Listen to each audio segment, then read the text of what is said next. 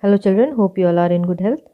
So, today we will take up our next chapter from Exploring English book. The name of the chapter is Here We Come. This is chapter number 9. So, let's start the chapter. Read this extract from the book The Bogoli Food Days Pitki's Adventures in Assam by Tara Goswami. It talks about a 7-year-old girl, Pitki's visit to her grandparents' house in a tea estate in Assam during her winter vacation. So the story is about a little girl, Pitki. Her name is Pitki, and she's 7 years old. And she's talking about her winter vacations at her grandparents' estate or house, which is in the state of Assam. I am Pitki. I'm 7 years old. I live in Shillong with my parents and my brother Dondi. This is the story of my adventures. We have winter vacations for 3 months because Shillong gets very cold in the winter. Both Dondi and I feel very excited during this time because every year we go to Assam to visit Koka, Grandpa, and Atama, Grandma. So Pitki saying that she lives in Shillong and she gets 3 months of winter vacations because it gets very cold in winter. And her brother's name is Dondi, and both she and her brother, that means Pitki and her brother Dondi, they feel very happy, very excited when they visit their grandparents' house in the winter vacations. Shillong used to be the capital of Assam till 1971.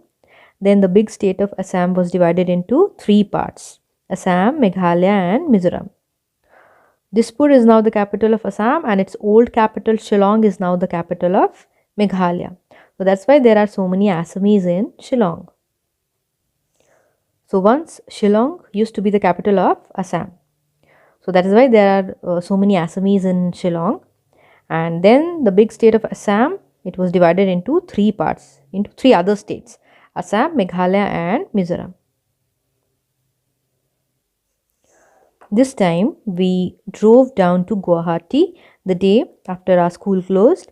I don't like going to Guwahati. The road is winding and it makes my stomach queasy.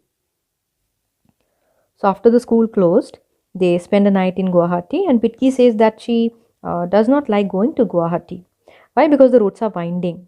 Roads are winding, which means the roads have so many turns, twisted roads are there, and these roads make her stomach queasy or unwell. She feels unwell. Dyuta, that is daddy, tells us to think about something else so we don't get sick. But the black smoke coming from the trucks goes into our noses and makes us even queasier. Still, it is fun sometimes when we stop on the way and have a picnic at the big waterfall. We spent the night in Guwahati and left the next day for Sekoni Tea Estate, where Aitama and Koka live. It's near a small town called Jokhola Bondha, about 5 hours from Guwahati. The drive is really pretty with teak forests and paddy fields on the way. The paddy at that time of the year was ripe and ready for harvest. So the fields were a golden yellow and looked really pretty. At other times, we saw miles and miles of lovely green fields. So Pitki calls her father as Dyuta. Dyuta means her father. So her father keeps talking about something or the other so that they don't get sick. But the black smoke that comes out of the vehicles, that makes them feel even queasier, as if they are not well. So Pitki and her family, they are on their way to Sekoni Tea Estate. That means where their grandparents live, their grandparents' house. So that is known as Sekoni Tea Estate. What is an estate? An estate is an area of land where there are lots of houses or factories, and it is owned by one family or one person. So that area is known as Sekoni Tea Estate. So the journey is very, very interesting, and sometimes they halt near a waterfall and they have picnic. So on their journey, they see teak forests, big teak forests, and golden yellow fields of paddy. Paddy fields means rice fields, fields full of rice plants, and the rice plants are golden yellow in color because they are fully grown and they are ready to be harvested. That means they are ready to be collected and stored somewhere. Almost every little water body has fishing nets hanging over it. You can see many fishermen on the way. They hold up fish before the passing cars so that people can stop and buy some. We bought a big seathole fish. Aitama would cook it for us. We crossed many tea gardens and I tried to remember their names. Ma said that before the British came, a long, long time ago, the people of Assam used to boil the leaves of the tea plant and eat them like leafy vegetables. So it must have tasted really bitter. The tea plants were planted and the land was turned into tea gardens by the British. That means that there was no tea in India to start with, and now the whole world drinks tea. So, on their way, they come across little water bodies or ponds, and fishermen, they are standing. They want other people to buy their fish, and Pitki's family also buy a big fish so that her grandma would cook it for them. And during their journey, they see so many tea gardens, and her mother tells her that long, long time ago, people of Assam, they used to eat the leaves of the tea plants like leafy vegetables, like spinach and all. And it must have tasted really bitter. Bitter means having a sharp or an unpleasant taste. So it must have tasted really bad. And the tea plantations were all started by the Britishers. The Britishers planted the tea plants and they turned the whole area into tea gardens. We stopped at Nogao. Ma and I went to the 1942 shop. It became famous in 1942 to buy fresh cream, which I really love. It's so yummy and creamy. When Koka was a little boy, he would visit this shop and drink cold water from the fridge for 1 paise. Tondi refused to even go near the 1942 shop because the silly man does not like cream or butter or ghee or anything to do with milk.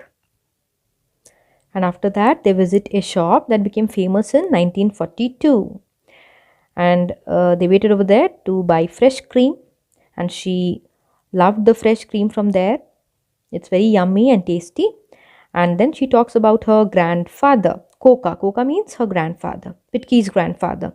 So she says when Koka was a little boy, when her grandfather was a little boy, he would come to the shop and he would drink cold water from the fridge.